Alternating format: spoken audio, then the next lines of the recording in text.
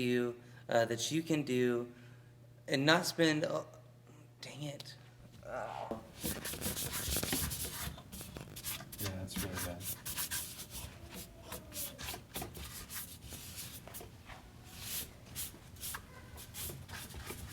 You have to deep clean before we can.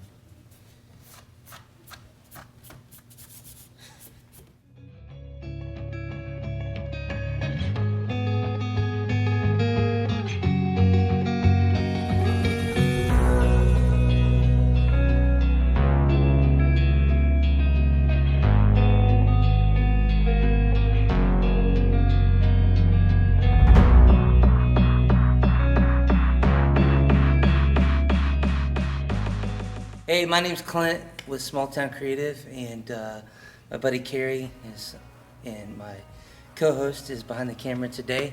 But we are here to talk to you guys about drums. And Carrie, what is the one thing that all drummers wish that they could do? Get out the cage, man. Get out of the cage, right? Like drummers want to be uncaged. We want cage-free drummers, right? Unleash Like. the cage for you. Yeah, I mean, we believe in being organic, right? Range-free chicken. Yeah, range-free, cage-free Range-free drumsticks. drummers, right? Yeah. We had a full drum set, kind of like what we have now, but larger. And we had like a 22-inch kick. I think it was like a 22 by 16-inch kick, and we had big toms and a big snare drum and big cymbals, loud cymbals, and it got to the point where it was just too loud, and you couldn't hear anything else but the drums. We had a plexiglass thing in front of it, but it was still just way too loud. So my pastor came to me one day and said, "Hey, the drums are too loud. Can we do something about it?" And said, "Okay, well, let's look at options." And so started looking at options. I really didn't want to go with a full drum enclosure, like a huge, man, those things look like spaceships to me. But we didn't want to go with like a large drum enclosure, and for one thing, they cost thousands and thousands of dollars. We couldn't afford it at the time, and so we started looking at some options. And so the first option we came up with, it was kind of a hybrid acoustic electric drum kit. And this was something I found on YouTube. It seemed like it would be a good idea. It ended up not panning out in the end, but we used it for a year and a half, couple years.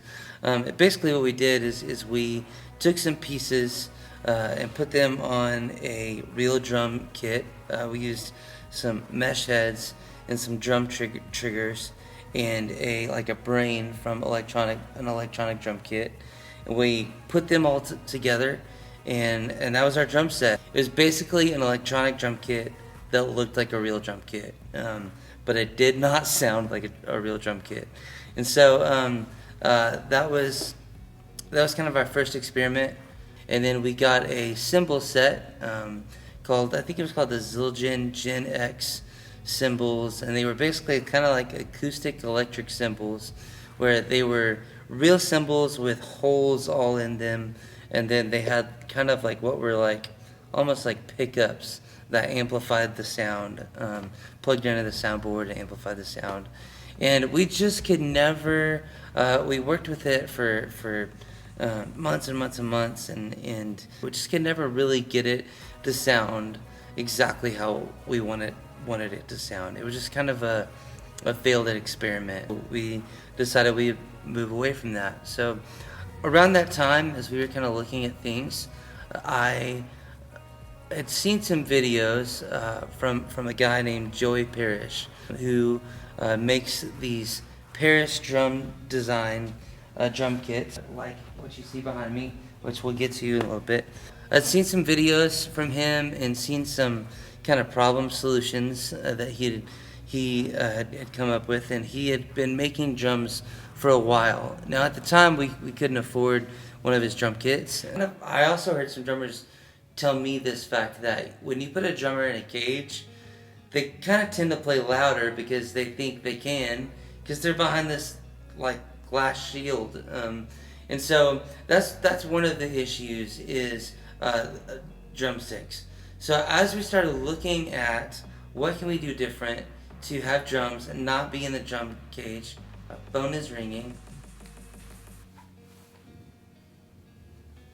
Hello.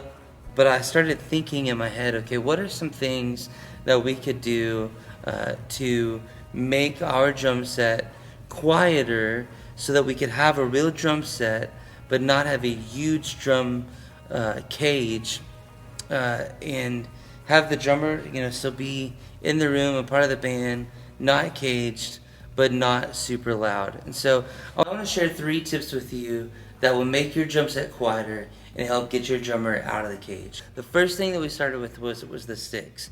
And Joey Parrish recommended these sticks. They're called the Vader wood handle whips. In fact, let me show them to you real quick. This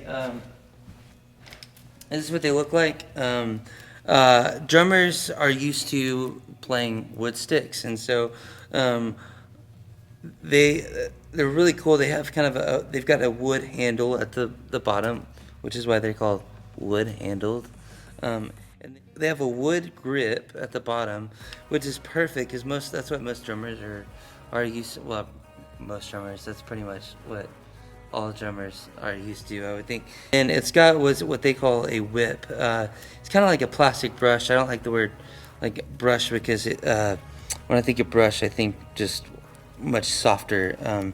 This has got some thickness to it, and still makes a great sound, but it's not super loud and overbearing. So we thought we'd give you a demonstration of how these sound.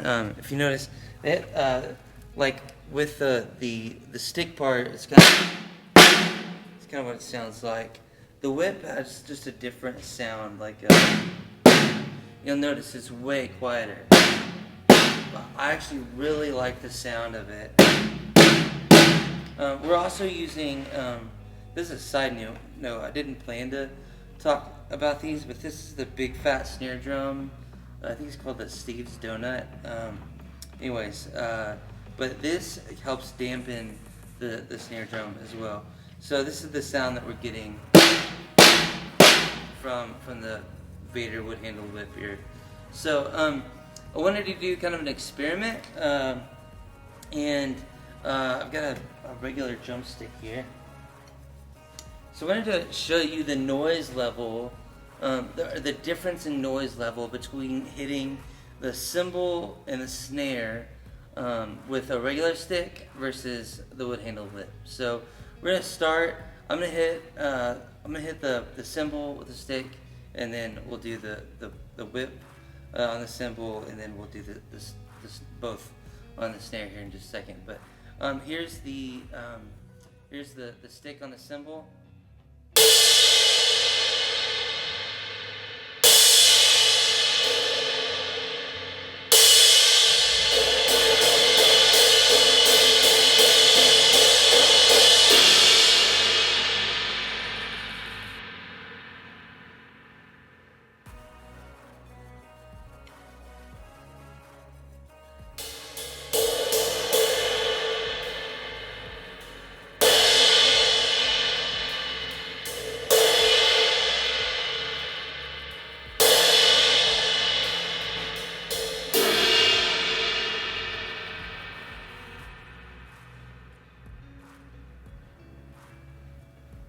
So I'm interested. I'm curious.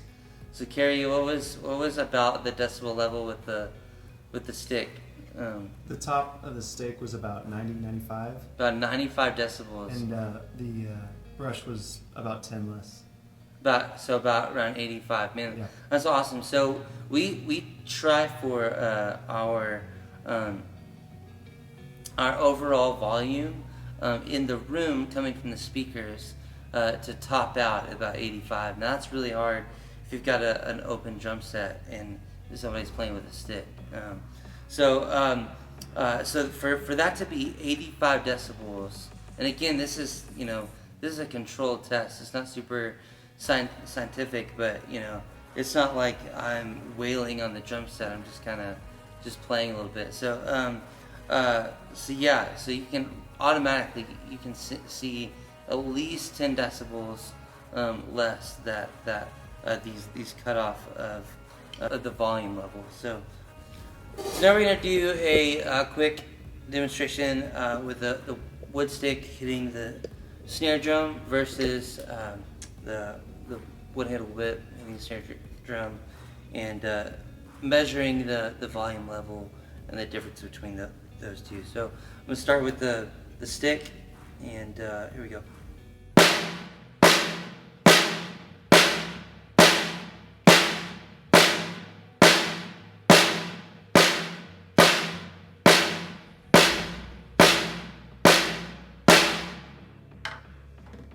Okay.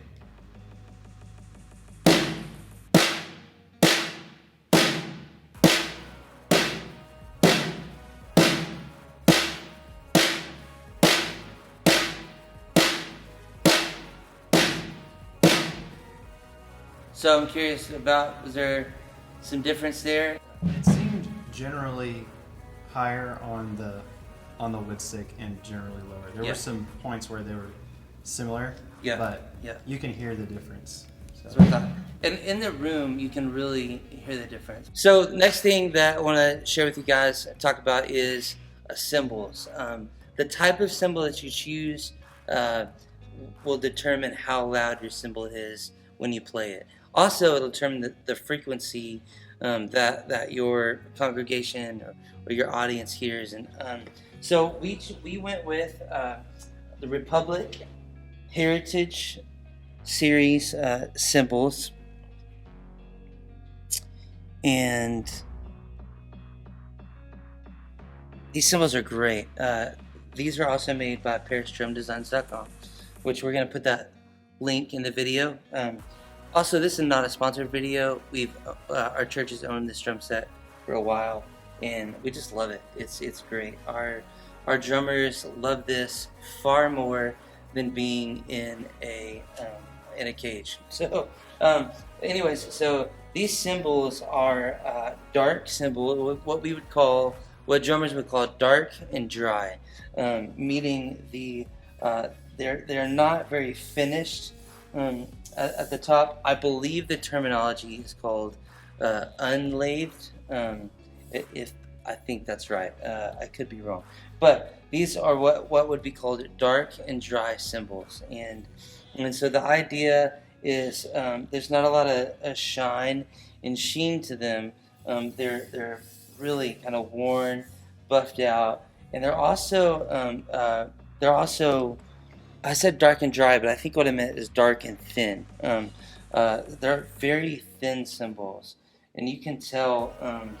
I said I wasn't going to do any more like playing demonstrations, but if you look at the way the cymbal moves,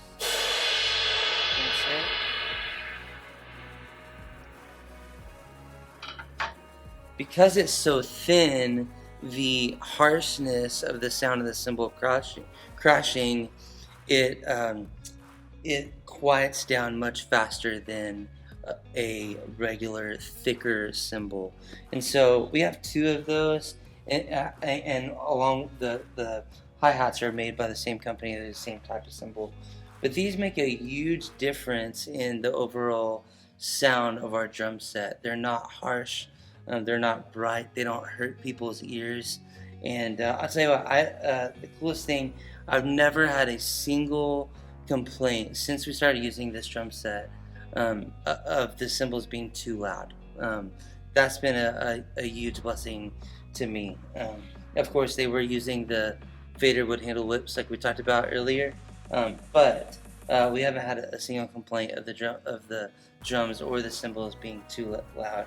In fact, we've had some Sundays where people have said that the drums were not loud enough. So believe it or not, so we get to turn them up, and it's fun. So, man, Republic cymbals made by Paris Drum Designs, they're just phenomenal. They sound so good. They look amazing too, and so we love them. So the last thing we want to talk about is drums and the drum size. If you notice, I don't know if you can tell on video, this is actually a really small drum kit, which for some drummers they may not love, but it kind of aids us in helping us make sure that we stay at the volume level that we need to be at for our congregations. I kind of want to run through the drum sizes real quick. The kick is an 18-inch round kick, and I believe it's by 8 inches deep, 18 by 8 kick. The high tom is a 10 inches round by 8 inches deep. And if I remember correctly, I think same thing for the floor tom. It's 14 inches around by 8 inches deep. And these are aluminum shells, which I think Joey Parrish was doing for a time, and he's got some new things he's doing now. And but the size of our drum shells help cut down on the boominess that is in the room. One thing that happens when you have a large kick drum or a large floor tom, I said large kick drum and I went like this. When you have those drums that are big and large, the boominess of those kind of gets trapped in certain places in the room, especially if you don't have a good acoustic treatment. If you have really good acoustic treatment, maybe not an issue, but that can be something that is really hard to overcome when the people are hearing just the boominess of the drums. So in fact, before we went to this drum kit for a little bit of time, we had a regular size kick drum, and it was too loud. It was just too loud. The other drums were okay, but the kick drum was still too boomy, too loud. So we did something before we purchased this drum kit. Carrie and I took a floor tom, and we turned a 16-inch floor tom. I think it was like 16 inches by probably 14 inches deep, somewhere in there. Anyways, we used we took a floor tom and we turned it into a kick drum. And it sounded really good. We actually still have it. Use it for we use it for in our youth space, and we travel with it sometimes. Take it to small worship events and stuff like that. But anyway, so you don't necessarily have to have a drum set from Parrish Drum Designs. There's all kinds of smaller kits that can do the same kind of setup. You can do the same kind of setup with that can reduce your drum volume greatly. So, and it's all about context. You know, if your church is comfortable with having a huge drum enclosure, that's great. You know, go for it. Do that. But if you're looking for something different, maybe your church, maybe you don't have a full band every week. So having a full drum set or a loud drum set doesn't make sense for you every week. And that's okay. You can do something like this, a smaller kit, whether it's a Parrish Drum Designs kit or a smaller kit with a small kick drum, small floor tom, small high tom, and a snare. You can do the same kind of setup to where your volume is not greatly overwhelming your congregation. So that's what we wanted to show you today. Please go check out ParrishDrumDesigns.com. And I know I've mentioned it several times, but I love Joey Parrish. When I was looking at his kit and I had questions, I was able to talk to him. He answered my questions. Just a super great guy. Wants to help the local church. Wants to help people in the church, and it makes amazing sounding drums. So I would love for you to like and subscribe. Small Town Creative. We're really excited about what we've got coming up on this channel, and looking forward to all that God has in store. So we just want to be a blessing and a resource with the things that we've learned, the things that we have experimented with, even the things that we've messed up and figured out later. Anyways, so like and subscribe. like and subscribe, and stay tuned for next episode. We'll see y'all later.